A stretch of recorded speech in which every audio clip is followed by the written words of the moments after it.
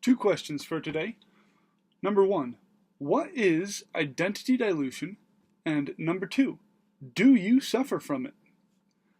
The first word, simply enough, is who you are, your identity. The second word, dilution, is what happens when we water something down. If it's too strong, we think, it might be harmful, like a cleaner might be too strong. We'll add water to it. And what we're doing is we're replacing by volume a portion of what might be effective with something that's not going to be as effective. So what does it mean to dilute your identity? Well, identity dilution happens when we put bits of who we are and how we would identify ourselves into things that are not who we are and do not actually identify us at all. And that's really not good, because that changes people's perception of us for good or bad, but that's not genuine. That's not having integrity. That's diluting who you are. So there are three areas in this being satisfied soul. We're going to come back to the mind, emotion, and will.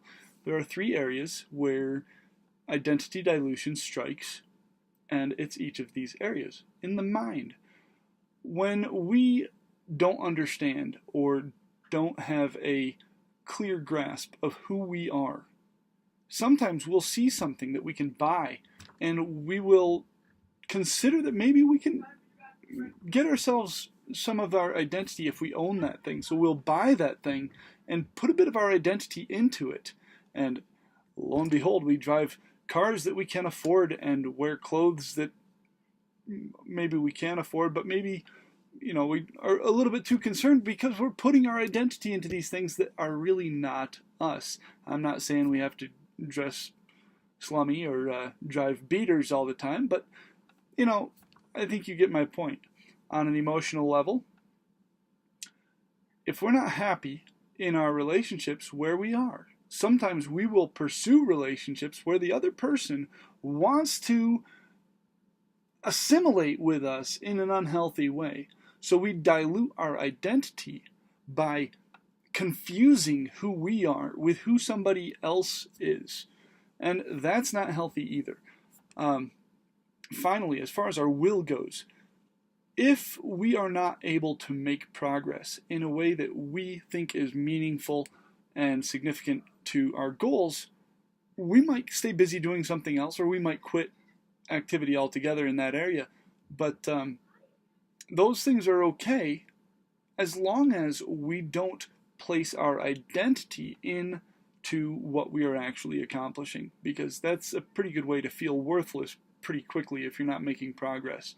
So the important thing to remember is we are mind, emotion, and will. And those three things come together in a very special way to define who we are. But if we're not happy with who we are in any of those one areas, we can change in that area. That's called growth. We change the way we think, change the way we feel, and change what we're doing. And in those, there is a process. You can't change your emotions without changing the way you think about things. And you can't necessarily change sometimes the way you think until you change some of the things that you're doing. There is a process to this. But meanwhile, make sure that you're not diluting your identity by putting a bit of who you are into, or putting too much of who you are, I should say, into what you own, who you're with, or what you're doing. Because no one of those things define you, and they all can be changed. Knowing that and being aware where those changes need to be made, that's growth.